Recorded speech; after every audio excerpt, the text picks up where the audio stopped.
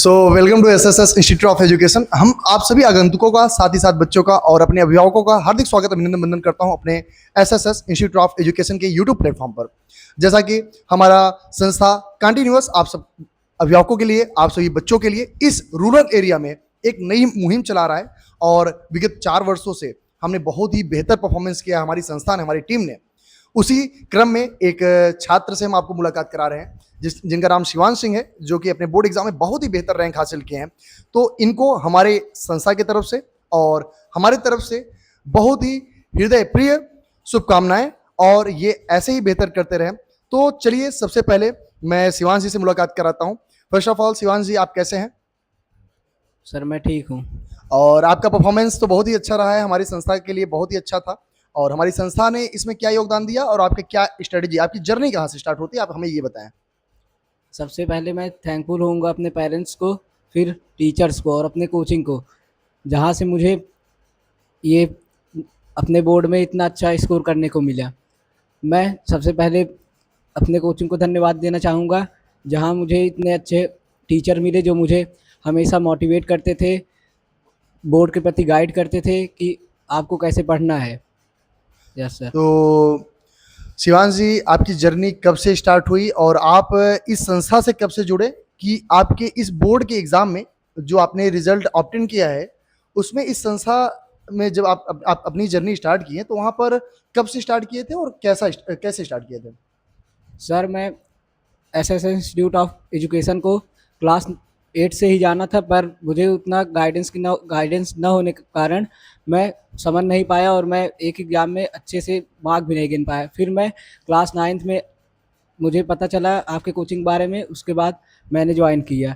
फिर वहाँ से मुझे कैसे गाइड कर कैसे क्वेश्चन को सॉल्व करना है, कैसे किसी एग्ज़ाम को क्वालिफ़ाई करना है, उसके प्रति मुझे बहुत ही गाइडेंस मिला और उसके पीछे मोटिवेशन भी बहुत मिला टीचर्स के द्वारा। बिल्कुल, बिल्कुल, बहुत ही अच्छा शिवांश।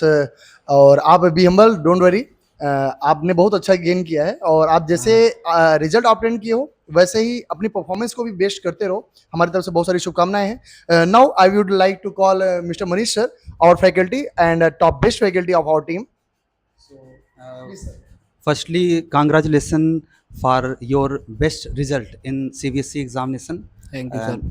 और आपने बहुत अच्छा गेन किया है। आपकी थिंकिंग एबिलिटी बहुत अच्छी है और मुझे उम्मीद थी, बहुत पहले से ही उम्मीद थी कि आप बहुत अच्छा बेहतर परफॉर्म करेंगे और जैसा उम्मीद था वैसा आपने परफॉर्म भी किया और उम्मीद है कि फ्यूचर में भी आप परफॉर्म करते रहेंगे इसी तरह से, ठीक है।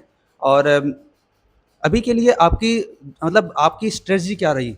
जो एग्ज़ाम आपने मतलब अभी एग्ज़ाम आपने दिया और उसमें आपने बेहतर रैंक भी हासिल किया, बेहतर परसेंटेज हासिल किया, तो उसमें आपकी स्ट्रेटजी क्या थी? आपने किस बुक को फॉलो किया? आपका शेड्यूल क्या था? पढ़ने का शेड्यूल क्या था? थोड़ा-सा जो नेक्स्ट ईयर एग्ज़ाम देंगे, मतलब इस साल एग्ज़ाम देंगे, उन बच्चों के लिए कुछ स्ट्रेटजी अपना बताइए, क्योंकि आप बहुत अच्छा गेन किए हो मार्क्स को। सर मैं शुरुआत में एनसीईआरटी के साथ-साथ ऑनलाइन स्टडी और आप सबके जो इतने अच्छे लेवल के क्वेश्चन होते थे उनको लगाता था, फिर घर जाने के बाद उसको अच्छे से रिवाइज़ करता था। फिर मैंने कई आप साइड कहना बुक चाहते हैं कि revision is yes sir, must. मैंने कई साइड बुक भी ली थी, जैसे आर डी शर्मा, उसमें कुछ मैथ के अच्छे क्वेश्चन होते हैं, और प्रदीप की साइंस, उसमें बहुत ही अच्छे हायर ऑर्डर थिंकिंग क्वेश्चन होते हैं जो आपके अंडरस्टैंडिंग को अच्छा बनाते हैं। फिर और सबसे सही, अगर आपको कुछ करना है तो आप सेल्फ स्टडी और गाइडेंस आपको बहुत ज़रूरी है आपके जीवन में, उसी से आप सफल हो सकते हैं। आप ये बताइए कि ऑफ़लाइन जो कोचिंग है, या देखो आजकल एक और पैटर्न चल रहा है शिक्षा मतलब जगत में कि ऑनलाइन बच्चे पढ़ना चाहते हैं। तो आप ये थोड़ा-सा एडवांटेज और डिसएडवांटेज के बारे में बताइए कि ऑफ़लाइन का एडवांटेज क्या है? या ऑनलाइन बेहतर है या ऑफ़लाइन बेहतर है? आपके अकॉर्डिंग कौन-सा ज़्यादा बेहतर है, कौन-सा इंस्टीट्यूट, और बेहतर है तो क्यों बेहतर है? दोनों चीज़ें आपको बतानी है। सर जहाँ तक मुझे लगता है, मुझे ऑफ़लाइन अभी तक ज़्यादा सही लगा है, क्योंकि वहाँ टीचर और स्टूडेंट के बीच में इंटरेक्ट होता है, और वहाँ ये भी पता लगता है कि हमारे जो फ्रेंड्स होते हैं वहाँ कंपटीशन भी रहता है कि कोई कितना पढ़ रहा है, हमें वो भी जानने का मौका मिलता है, जिससे हमें और मोटिवेशन मिलता है कि हम उनको टक्कर दें, कम्पीट करने का उनसे मौका मिलता है। मतलब आपका मानना है और कि डाउट, इंटरेक्शन बहुत ज़रूरी है। हाँ, मतलब टीचर और टीचर और स्टूडेंट के स्टूडेंट बीच का में। जो इंटरेक्शन है, कन्वर्सेशन बहुत ज़रूरी है। हाँ, क्योंकि मेरे अकॉर्डिंग जो जैसे समझो जब भी आप पढ़ाई करते हो, क्योंकि पढ़ाई इतना आसान नहीं है। जैसे आप गेम खेलते हो तो गेम में आप पूरी तरह से इन्वॉल्व रहते हो। तो हुँ, पढ़ाई में इन्वॉल्व रह पाना ये बहुत मुश्किल काम होता है। लेकिन अगर इंटरेक्शन इंटरेक्शन है टीचर और स्टूडेंट के बीच में, कन्वर्सेशन लगातार हो रहा है, बातचीत हो रही है किसी क्वेश्चन को लेके, तो इससे एक तो पढ़ने में भी मन लगता है और मन लगना ज़रूरी है। सबसे इम्पोर्टेंट है कि मन आपका लग रहा है कि नहीं पढ़ने में। अगर आपका मन लग रहा है तो आप बेहतर कर ही लेंगे, ठीक है? तो रोशन सर आपका क्या कहना है? बिल्कुल सर, देखिए क्या है कि सबसे बड़ी चीज़ ये है कि बच्चे ने जैसा बताया कि ऑफलाइन वर्सेस ऑनलाइन की अगर हम बात करते हैं, देखिए ऑनलाइन क्लास हम भी तो कंडक्ट करते हैं, but online class where I prefer, it's not totally bad, but its impact is bad, diversion is much. So मेरे अकॉर्डिंग तो यही चीज़ें हैं। आप यस बताएं सर, शिवांश जी, क्या यस। डाइवर्जन है ऑनलाइन में? जैसे अगर आप डेली 2-4 हावर आप क्लास लेते हैं तब तो ठीक है, अगर नहीं तो अगर आप डेली 5-6 हावर आपका स्क्रीन टाइम भी बढ़ता है, जिससे आपके आई के ऊपर काफ़ी इम्पैक्ट होता है। और उसमें अगर आप ऑनलाइन जाते हैं, आपके सोशल मीडिया आपको काफ़ी ज़्यादा आपको हावर खा ले जाता है, जिससे आपको पता भी नहीं लगता। बिल्कुल, बिल्कुल, यही एग्ज़ैक्टली। तो मतलब ये चीज़ हमें समझ आता है कि ऑनलाइन अगर हम चाहें तो प्रैक्टिस सेशन के लिए यूज़ कर सकते हैं। हाँ, yes but sir. For concept clearing, concept offline clearance सही वी उसके मस्ट लिए। Have to join offline batches, right? Yes sir. So बहुत ही अच्छा लग रहा है शिवांश जी आपसे बात करके।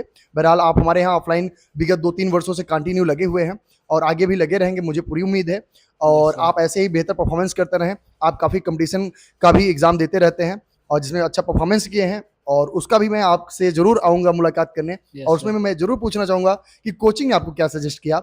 और कोचिंग, अच्छा एक चीज़ मुझे क्लियर करना था। बच्चे आप ज़रा मुझे बताइए, उन अभिभावकों को आप ज़रूर रूबरू कराइए, उन बच्चों को ज़रूर रूबरू कराइए कि ये रूरल एरिया में जो मुहिम चलाया गया है संस्था को आगे ले जाने का, हुँ। क्या ये बेनिफिशियल बच्चों के लिए है या नहीं?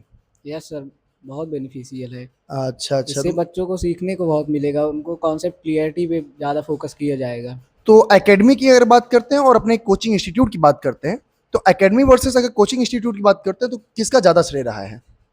कोचिंग इंस्टीट्यूट का, क्योंकि मैं एकेडमिक्स में मुझे उतने ख़ास टीचर नहीं मिले जो मेरे कॉन्सेप्ट को बिल्ड कर पाएँ, और मैं कोचिंग में आता था जिससे मुझे एसएसटी को भी पढ़ने को मिलता था।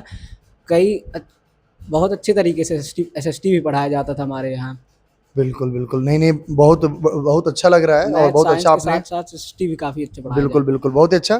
तो चलिए ठीक है, हम अपने वक्तव्य को अब यहीं पर रोकेंगे हैं। और यस हम सर। मनीष सर से ज़रूर कुछ चाहेंगे कि अपने वक्तव्य के द्वारा इस सेशन को अंत इसका मतलब ओवर करें और फिर बताते हैं मनीष सर अपनी तरफ से। जैसे आपने कई एग्ज़ाम भी कॉम्पिटिटिव एग्ज़ाम भी दिए हैं। अभी आपने नवोदय में बहुत अच्छा परफ़ॉर्म किया है। आप मतलब काफ़ी अच्छा परफ़ॉर्म किए हैं। तो मुझे लगता है कि आपका रिज़ल्ट उसमें भी आने वाला है अच्छा, ठीक है? उम्मीद है कि आप बहुत ही बेहतर करें वहाँ पे।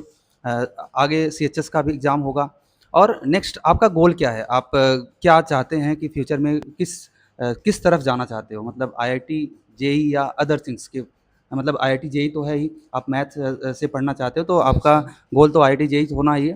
लेकिन और भी क्या ऑप्शन है? क्या और कुछ भी करना चाहते हो? अभी सर मैं आईआईटी जेईई के लिए प्रिपरेशन कर रहा हूँ। उसी के लिए प्रिपरेशन कर रहा हूँ। तो आईआईटी जेईई में तो थिंकिंग एबिलिटी पे क्वेश्चन पूछे जाते हैं। Yes sir. देखो समाज में बहुत ही अभी जो गाँव के बच्चे हैं, हुँ। शहरों में तो काफ़ी हद तक चेंजेस आ चुके हैं, काफ़ी बच्चे समझ के पढ़ते हैं, रटने पे ध्यान नहीं देते हैं।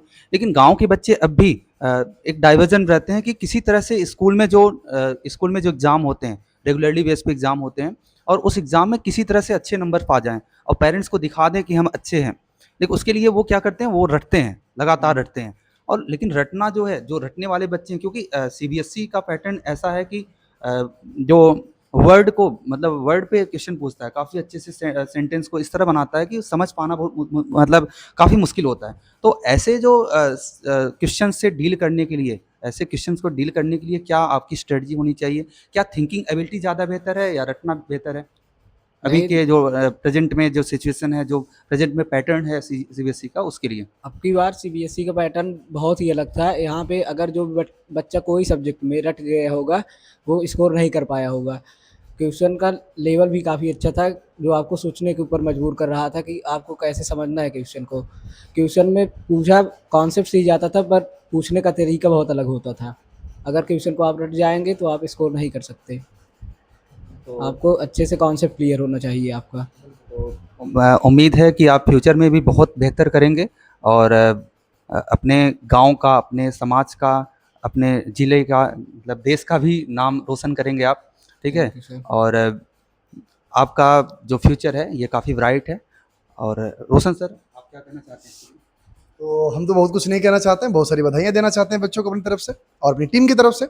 और I once again here be congratulates you and makes you for your future bright and we will always keep supporting you and our team also keep supporting you. Okay, so thank you so much, sir. Thank you so much everyone to joining our session and thank you so much. Thank you sir.